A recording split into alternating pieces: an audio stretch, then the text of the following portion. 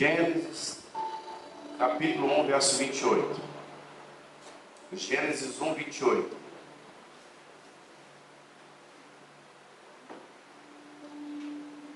E Deus os abençoou e lhes disse: sede o que, irmãos? Sede fecundos, multiplicai-vos, enchei a terra, sujeitai-a, dominai-a sobre os peixes do mar, sobre as aves dos céus e sobre todo animal que rasteja pela terra. Diga assim comigo: seja fecundo, sede fecundo, multiplique-se e encha a terra. Você sabe quando Deus criou o homem, que era a sua obra-prima? A Bíblia diz que Deus criou o homem, fez o homem de uma maneira assombrosamente maravilhosa. Então você não está aqui no mundo por acaso. Quando Deus te criou de uma maneira assombrosamente. Depois que Deus cria o homem, a primeira menção de Deus falando com o homem foi aqui, em Gênesis capítulo 1, verso 28. Deus então direciona a sua palavra para a sua obra-prima, para o homem que tinha sido feito à imagem e semelhança dele. E o interessante é que a primeira palavra e a última palavra de um homem precisa ser consideradas. Porque a primeira, se você for olhar, agora nós tivemos agora a campanha para prefeitos, e você percebe na escolha de um bom candidato pelo debate, as propostas que ele tem em relação ao seu mandato. Então você sempre vai observar as palavras que ele vai lançar antes de entrar no seu tempo ali, de legislar, de coordenar uma cidade. E as últimas palavras são as palavras para ver se realmente ele concluiu ou não aquilo que ele prometeu. E olhando para a Bíblia, você vai perceber que as duas palavras mais importantes foi a primeira palavra que foi liberada para o homem. E a primeira palavra tem muito a ver com o propósito do homem. E Deus então diz ao homem: sede fecundo, multiplique-se e encha a terra. A questão da fecundidade, de se multiplicar, é algo que já está dentro de nós. Deus nos criou, sabe, para fecundarmos, para gerarmos para Ele. E se você é alguém que se converteu e ainda não gerou ninguém para o Senhor, a sua vida cristã ainda não é uma vida que está alinhada com o propósito de Deus. Sabe, irmãos, às vezes nós podemos viver uma vida cristã fundamentada na religião, gostarmos de ouvirmos boas palavras no domingo. E existe uma expressão que diz que tem muitos crentes que são crentes obesos. São aqueles que ouvem boas palavras. E eles até colecionam palavras. Eles têm tantas palavras que eles começam então a criticar, questionar algumas mensagens. Se tornaram crentes obesos, cheios da palavra, mas eles não têm prática. Por quê? Porque se tornaram cristãos religiosos. A sua vida não afeta o seu vizinho. A sua vida espiritual não afeta a sua família. E tem pessoas na família que estão se perdendo, mas ele não tem compaixão pela sua família. Não tem cumprido o propósito do Evangelho. E Deus então cria um homem e diz a ele: olha, você precisa ser fecundo, você precisa se multiplicar e encher a terra. O primeiro homem, Adão, ele tinha essa vocação, esse chamado, essa missão de ser fecundo. Deus não o chamou para ser um trabalhador, embora nós temos que trabalhar. Deus chama o homem, estabelece na terra, e quando nós olhamos os princípios, Deus fez o homem em qual dia, irmãos? No sexto dia. O sétimo dia foi o dia do descanso. Então o dia que o homem nasceu foi o dia em que Deus queria desfrutar do homem. E Deus libera essa palavra para o homem. A Bíblia diz que depois que o homem peca, no acerto de conta, o homem trabalhava sim, mas ele não tinha fadiga. Depois que ele peca, a Bíblia diz que agora a terra é amaldiçoada, e o homem também se tornou um homem, uma alma vivente. Mas a Bíblia também diz que Deus enviou o seu Filho, que é o homem perfeito, é o último Adão, e nós agora estamos em Cristo, e Cristo morre, ressuscita, sobra o vento do Espírito no Pentecostes, os discípulos são cheios do Espírito Santo, e Jesus diz no livro de Mateus capítulo 28, ou 25, vamos dizer aí, Mateus capítulo 28, irmãos, só vou pedir para vocês um pouco de calma comigo hoje. Às vezes eu tenho facilidade de referências bíblicas, mas nós passamos 4 dias aí com muita disciplina, e aí a cabeça às vezes falha. Mas eu acho que vai ser Mateus capítulo 28.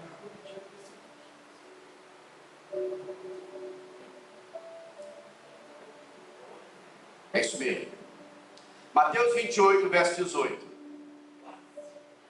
Jesus, aproximando-se, falou-lhes, dizendo: toda a autoridade me foi dada no céu e na terra. Ide, portanto, fazei discípulos de todas as nações, batizando-os em nome do Pai, e do Filho, e do Espírito Santo, e ensinando-os a guardar todas as coisas que vos tenho ordenado. Eis que estou convosco todos os dias, até a consumação do século. Aqui é chamado de a grande comissão. A grande comissão, a grande ordenança para a igreja. Eu gosto muito da expressão do Whitney Lee. O Whitney Lee diz que Deus está construindo um corpo para Jesus na terra. O trabalho de Cristo, o trabalho de Deus na terra é construir um corpo para Cristo.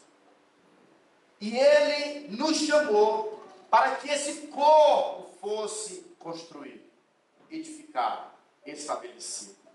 E aqui Ele então dá uma missão para a sua igreja. A missão de Jesus para a igreja não é diferente da missão que Deus havia dado a Adão. O que o Senhor falou para Adão? Seja fecundo, multiplique-se e encha a terra. Domine sobre todas as coisas. O primeiro homem falhou. Mas agora Jesus estabelece a sua igreja. E a missão de Jesus é: toda a autoridade me foi dada nos céus e na terra.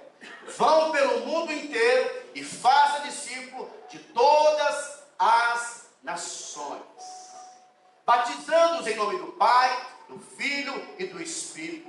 E eis que estarei com vocês todos os dias, até a consumação dos séculos. Quando nós nos propomos, nos dispomos, sabe, a falar do Evangelho, do amor de Deus para as pessoas, a Bíblia diz que nós estamos cumprindo a grande comissão, estamos fazendo a vontade de Deus. No livro de Atos, capítulo 1, verso 8, o autor do livro de Atos, que é Lucas, diz o seguinte: mas vocês receberão poder ao descer sobre vocês o Espírito Santo, e vocês serão as minhas testemunhas, tanto em Jerusalém como em toda a Judéia e Samaria, até os confins da terra. Barretos faz parte dos confins da terra. O Espírito Santo foi liberado para os seus filhos, para que nós pudéssemos testemunhar. Algumas pessoas dizem: pastor, eu não sei evangelizar, eu não sei falar do amor de Cristo. Irmãos, a Bíblia diz que o evangelismo é a coisa mais simples, é a coisa mais fácil. Como que nós evangelizamos? Falando das experiências que nós tivemos com esse Deus Todo-Poderoso. E todos os dias Deus quer te levar a ter experiências com Ele.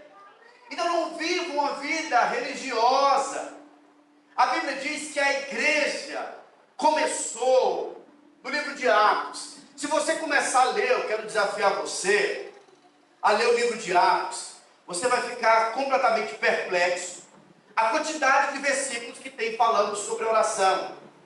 A igreja começa com o Pentecostes. Eles oravam de casa em casa, e eles se juntavam, eles oravam e tremiam a terra, e eles transtornaram o seu tempo por causa do poder de Deus. Quanto mais nós, como igreja, oramos, buscamos a Deus, clamamos ao Senhor, mais o Espírito Santo vai te impulsionar a propagar o Evangelho. Existem alguns países que o Evangelho ele é completamente proibido. E é os lugares onde as pessoas mais, onde o corpo de Cristo mais está crescendo e sendo expandido. Aqui no Brasil, nós vivemos em um país que ainda não há perseguições de maneira muito direta. Tem alguns partidos que têm perseguido, mas nós vivemos ainda em um país laico, onde você pode propagar.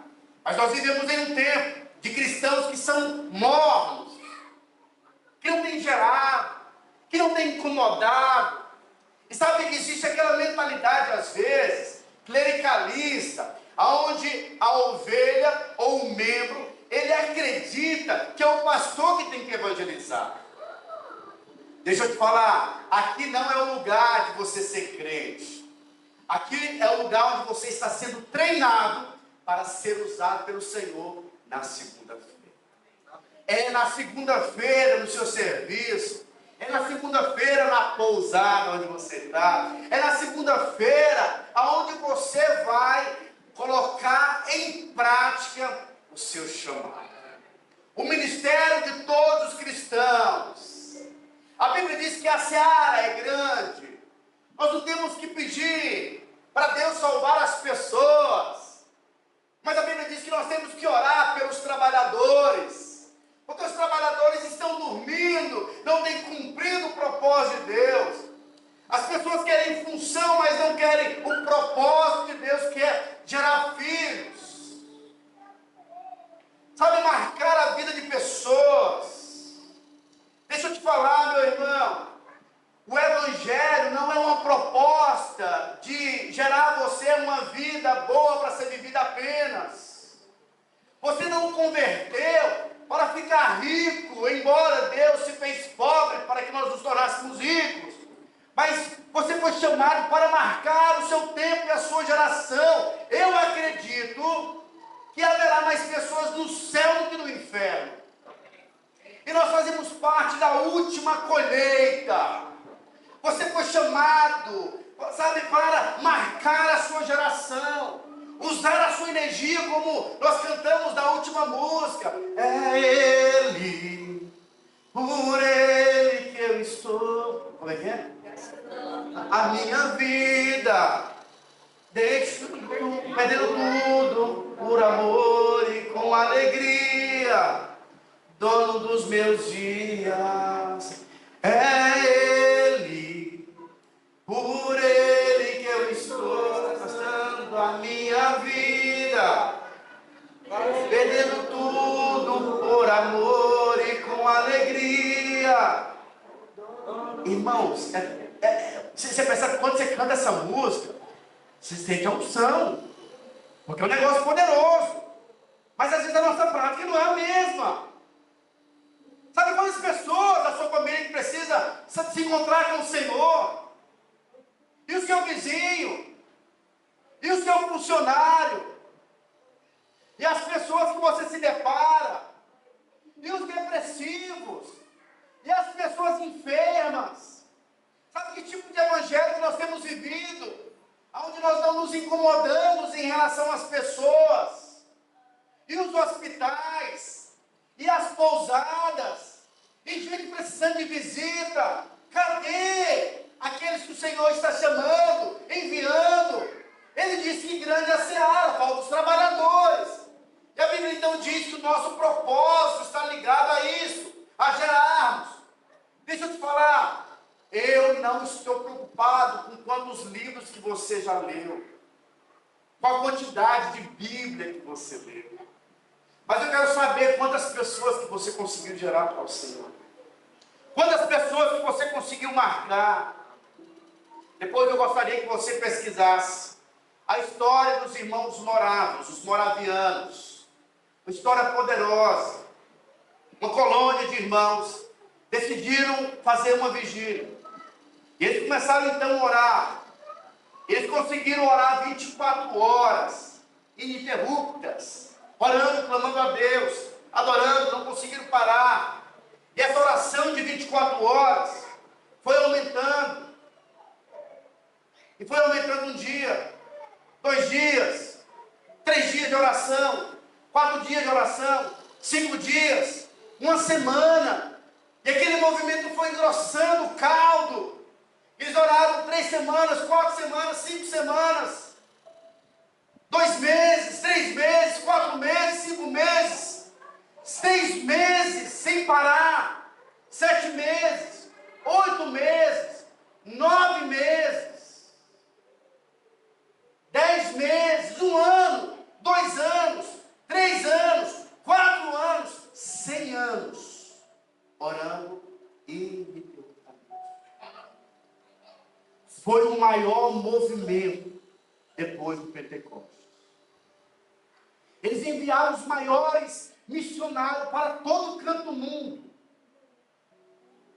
John Wesley conta uma experiência que ele certa vez entrou em um navio. John Wesley era um grande evangelista, ganhou muitas vidas, um grande historiador, um homem de Deus que marcou a sua geração. John Wesley disse que uma vez entrou dentro de um barco, e aquele barco então começou uma tempestade. John Wesley ficou com medo de morrer, mas ele percebeu que no barco tinha algumas mulheres grávidas, e no momento daquela turbulência, daquela tempestade, John Wesley com medo do barco afundar e de morrer, ele percebeu aquelas mulheres junto com alguns irmãos e o movimento das pessoas orando e adorando a Deus. Ele ficou, poxa vida, parece que Deus é diferente, eu estou com medo, eles não estão. Depois que aquela tempestade passou, John Wesley então chamou um daqueles homens e falou, olha, mas por que vocês não ficaram com medo? E aqueles moravianos falaram, não, nós sabemos, nós estamos nas mãos do Senhor. Esses irmãos moravianos começaram a fazer coisas poderosas. A história dos irmãos moravianos diz que 2 moravianos, eles pediram para irem em uma ilha pregar o evangelho. Essa ilha era uma ilha de escravos. E aí, o dono daquela ilha, ele disse que não podia, a não ser que essas pessoas, elas se vendessem como escravas para ele. Esses irmãos moravianos, então, eles decidiram ir para a ilha. E na ocasião em que eles estavam se organizando para ir, no dia da despedida, muitos irmãos moravianos vieram, e eles entraram dentro do barco, sem mencionar nada. Depois que o barco saiu da margem, começou a ir rio afora, ou mar afora, não sei, rio afora, não sei como que era exatamente. Eles lavaram as suas mãos e diziam que o Cordeiro receba a recompensa através de mim. Se venderam como escravos e marcaram uma ilha de pessoas que precisavam ouvir o Evangelho. Eles entenderam qual era a missão deles, o que estava no coração do Senhor. Sabe, meus irmãos, e nós precisamos entender qual é a missão de Deus para as nossas vidas. Quantos estão aqui? Deus está te chamando para uma revolução na cidade de Barretos. Deus está convocando, comissionando você para uma grande colheita. Hoje eu estou aqui, meu irmão, para ser uma boca de Deus na sua vida. Não aceite viver uma vida mais ou menos com o Senhor. Decida investir tempo para descobrir o que está no coração dele. E você vai descobrir que o que está no coração do Senhor é filhos. O coração de Deus bate. Filhos, filhos, filhos, filhos, estamos muito preocupados. Algumas distrações têm roubado o nosso coração. Outras coisas têm sido prioridades para mim e para você. Como diz a Valnice Milhome, alguém que não vive para servir, não serve para viver.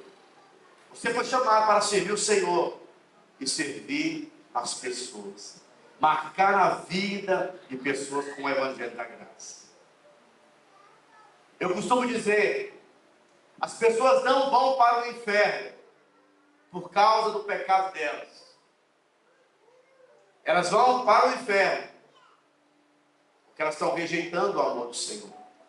Ou talvez elas não descobriram ainda que já veio alguém que morreu por elas. Precisamos de anunciadores do Evangelho com uma grande urgência. E a minha pergunta hoje é: existe alguém aqui nessa reunião que aceita esse desafio de ser usado pelo Senhor? Essa é a semana que Deus está nos desafiando. Encontro com Deus é algo que precisa mexer com o seu coração. Esse é o ápice da vida cristã. Gerar. Marcar a vida de pessoas. Se isso não empolga o seu coração, eu posso afirmar para você que o seu coração ainda não conhece o que está no coração de Deus. O que está no coração de Deus é vidas. Eu posso afirmar a você, visita de homens cheios do Espírito Santo é mais importante do que a visita de anjos. A Bíblia diz que certa vez um homem que tentava agradar a Deus, chamado Cornélio, ele estava orando, ele entregava esmolas, e a Bíblia diz que um anjo veio falar com Cornélio, e o anjo disse: olha, as suas orações foram ouvidas. Veja, irmãos, alguém aqui já recebeu uma visita de um anjo? Eu nunca recebi uma visita de um anjo. Eu já tive percepções de presença de anjos, mas eu nunca tive. E todas as vezes em que eu vi na Bíblia alguém que se deparou com um anjo, ela se debruçava porque é algo assustador. Teve uma vez, lá na 42, no prédio da igreja, quando nós estávamos lá, no momento do louvor, não sei se o Lucas era desse tempo, no momento do louvor, tinha tanta presença de Deus, era um som mecânico, e eu estava ali adorando ao Senhor, junto com a equipe de louvor, que era só a voz, com a Ana Paula Valadão, com o Fernandinho, com tantos outros. Era uma bênção, não tão quanto agora, mas era muito bom também. E aí, de repente, um garoto começa a tremer, o Deodato. Ele tremia e chorava. E a mãe ficou: o que aconteceu? E ele não conseguia falar. E era um anjo que estava atrás de mim. E ele falou: é muito grande. Ficou assustado, perplexo. Então perceba, quando você diz que viu um anjo, é um negócio assustador. É algo sobrenatural. E a Bíblia diz que Cornélio teve essa experiência com o anjo veio: olha, foi ouvida a tua oração. O céu ouviu. Estou aqui da parte de Deus para falar para você que você precisa de mais de Deus. Agora, eu não posso falar do Evangelho para você, porque o Evangelho foi dado aos homens para ministrar e falar sobre a salvação. Mas vai atrás de um homem chamado Pedro. Ele vai vir e vai anunciar para você. Naquela ocasião, Pedro sabia que ele deveria pregar só para os judeus. Cornélio era um gentil, então havia um grande preconceito. E aí, antes do servo de Cornélio chegar para ter contato com Pedro, Pedro teve um sonho. E qual era o sonho? Pedro disse que tinha um lençol enrolado, ele desenrola, e tinha alguns animais impuros, de modo impuro para os judeus. E ele ouviu uma voz dizendo: olha, mata e come. Ele fala: mas eu não posso comer isso. A voz veio novamente e disse: mata e come. E pela terceira vez, Pedro disse: não, Senhor, não posso matar e comer, porque isso é um animal impuro. E o Senhor então diz: olha, não diga que é impuro aquilo que eu estou abençoando. De repente, o servo de Cornélio chega dizendo da experiência que Cornélio teve, e na hora Pedro entendeu que aquele sonho era um sonho onde ele não deveria ter preconceito com os gentios. É justamente aí onde nós entramos. Nós somos os gentios que fomos alcançados pela bondade de Deus. E Pedro então vai para a casa de Cornélio, e a visita de Pedro foi superior à visita dos anjos. Pedro anuncia sobre Jesus. A Bíblia diz que o Espírito Santo veio selando aquela reunião.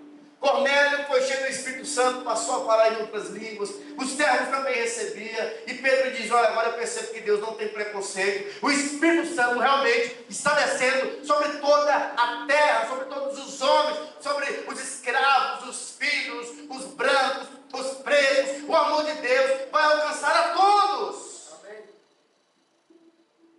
Mas quantos de nós temos, sabe, aceitado propostas e não temos respondido ao chamado de Deus? Deus está te chamando para marcar vidas. É inadmissível você dizer: olha, pastor, eu quero trabalhar nesse encontro e não levar ninguém. E sabe, é mais complicado ainda quando você não quer participar de um mover de salvação. É esquisito. Não parece com o povo de Deus. Pastor, eu já tenho uma agenda. Sua agenda é mais importante do que a agenda de Deus? Tem coisa mais importante do que as coisas de Deus? Me fala uma coisa. Quem tem sido o Senhor da sua vida? O seu serviço? O seu patrão? A sua agenda? Porque quando você falou: Senhor, eu te recebo como Senhor e Salvador. Salvador é aquele que te resgata do inferno. Senhor é aquele que governa a sua vida. Tem alguém que governa a sua vida? Ou você é o capitão da sua vida? As suas coisas, como que ela é coordenada? Não, eu vou fazer do meu jeito. Ou você depende do Espírito Santo? Precisamos aprender a marcar a vida de pessoas. Pastor, mas eu não sou teólogo. Eu não conheço muito a Bíblia. Eu não tenho muita habilidade com a Bíblia. Mas quem diz que você precisa conhecer muito a Bíblia? Todas as pessoas que são apaixonadas, elas conseguem contagiar outras pessoas. É fácil você identificar alguém que está apaixonado.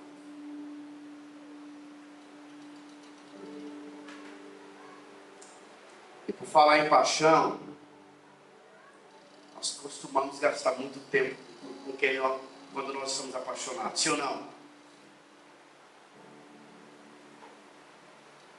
Como tem sido o nosso relacionamento com o nosso noivo?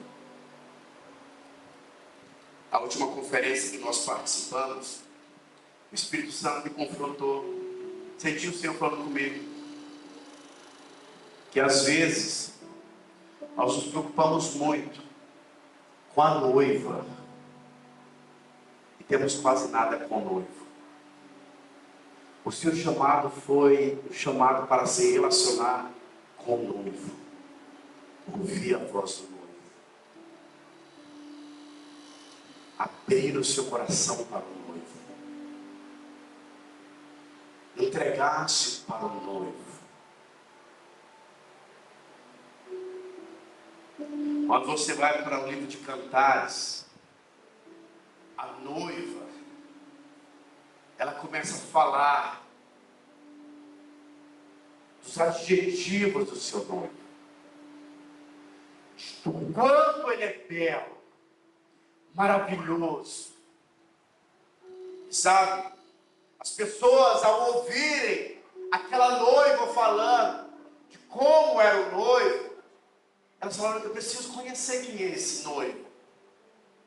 A maneira que você fala desse noivo é apaixonante. Como diz Lucas, ele diz: olha, a boca fala do que o coração está cheio. É muito fácil descobrir o que está no seu coração. O que você mais gasta o seu tempo falando?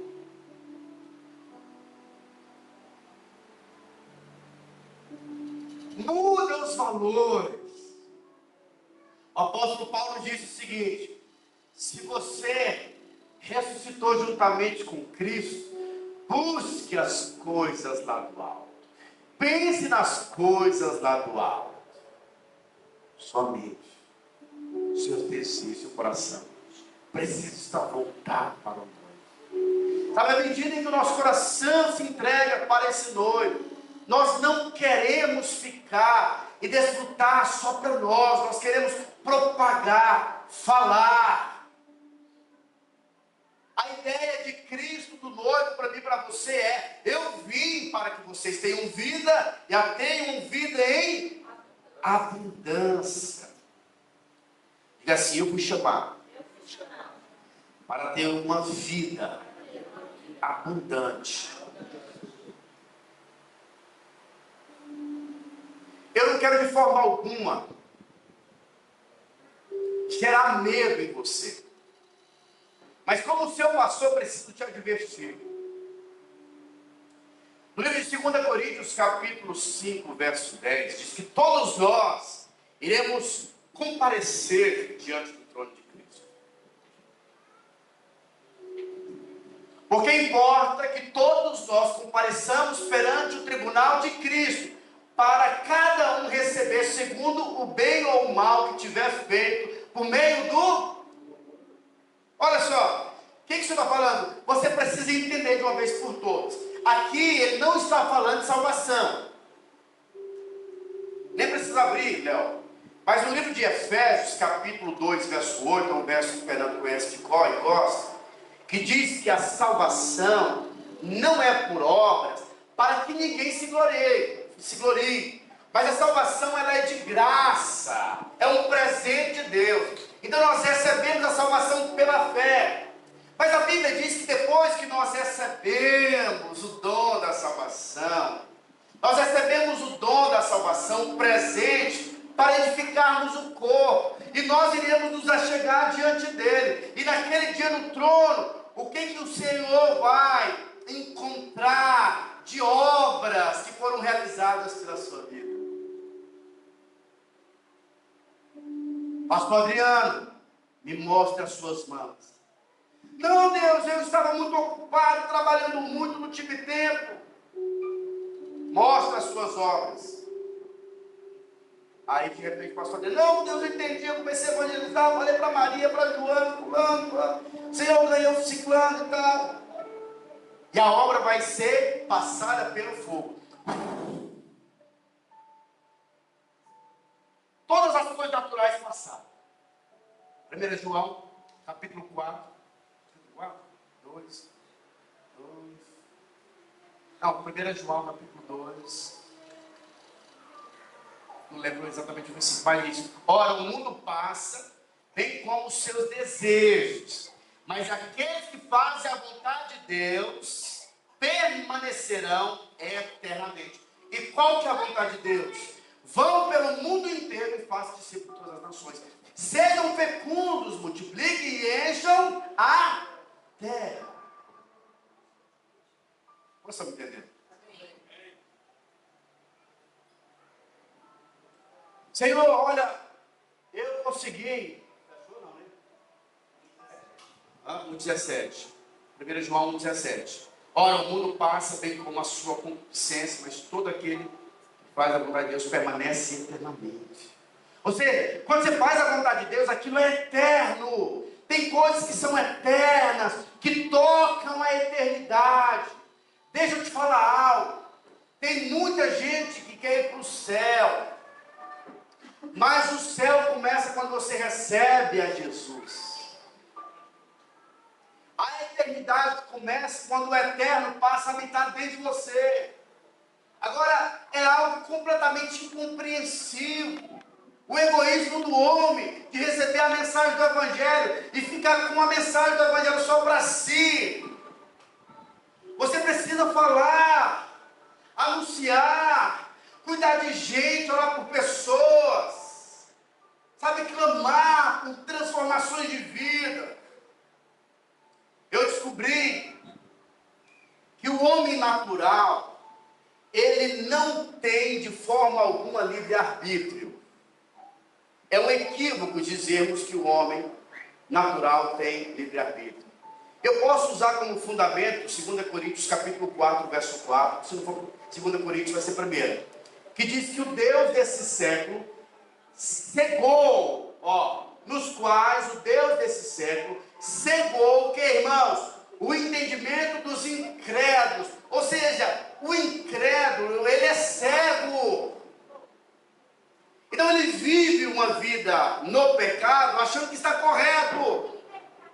Mas a Bíblia diz que Deus levanta intercessores. Esses intercessores, à medida em que eles começam a interceder por pessoas, ele entra na brecha, quebrando as obras do diabo. Essas obras são quebradas e agora as pessoas ficam livres para tomar decisões ou não em relação ao Senhor. Eu lembro de um pastor amigo meu, um dos caras mais usados que eu conheci. Esse pastor, ele diz que a experiência dele de salvação foi muito bacana. Ele disse que estava em uma rave, estava doidão, com muitas pessoas ali, drogadas. Ele disse que no meio daquela rave, ele começou a sentir nojo pelo pecado. O que eu estou fazendo aqui? Aqui não é meu lugar. Mas sabe, tinha pessoas que estavam orando e intercedendo por ele. Naquele exato momento, os olhos daquele homem se abriram. E ele foi salvo. Ele então foi procurar uma igreja, recebeu o Senhor. Por quê? Porque ele foi liberto, sabe, da cegueira dos espíritos que tem cegado o entendimento dos homens. Diz que o Otmani encontrou-se com a Madame Guion, que foi uma mulher de um movimento de oração. E a Madame Guion fez uma pergunta para o Otmani: na sua sala de aula, quantas pessoas você conseguiu salvar para Jesus? E o Otmani então respondeu: uai, eu já evangelizei para todos eles. Eu não estou falando de evangelizar. Eu estou falando de ganhar, marcar a vida das pessoas. Não, mãe, não é minha responsabilidade. Minha responsabilidade é apenas evangelizar para elas. E a Madame Guion começou a dizer para ele: olha, você não ganha vidas sem antes você interceder por elas. Ótimo, então, ele pegou um caderno, colocou o nome de todos os alunos da sua sala, e todos os dias ele começou a interceder de um por um, clamando a Deus por cada uma daquelas vidas.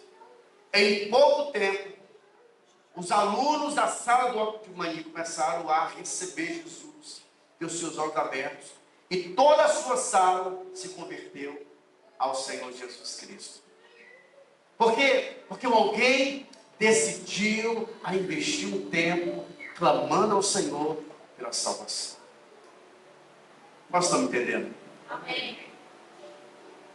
Hoje, esse tempo que eu tive, eu tentei mostrar para você, na Bíblia, não é argumentos meus, mas é a palavra do Senhor, mostrando para você o que está no coração do Senhor. E o que Ele espera de você. Eu quero desafiar você, amanhã, começar esse jejum, começar a clamar ao Senhor, para que Deus possa intervir na vida de pessoas que estão perdidas. Você e eu precisamos chegar antes da bala perdida, antes da overdose, antes do assassinato, antes do suicídio. Nós precisamos ser agentes da salvação. E sabem, eu posso falar para você, você não precisa ir muito longe. Pessoas perto estão precisando de você. Por isso que você nessa noite quer ser usado pelo Senhor, quer viver aventuras espirituais com o Senhor, eu quero desafiar você a ficar de pé nesse momento, a vir aqui na frente. Nós iremos orar para que o Espírito Santo possa te encher, sabe, de uma maneira poderosa, de uma compaixão pelo perdido. Deus irá te usar de uma maneira poderosa.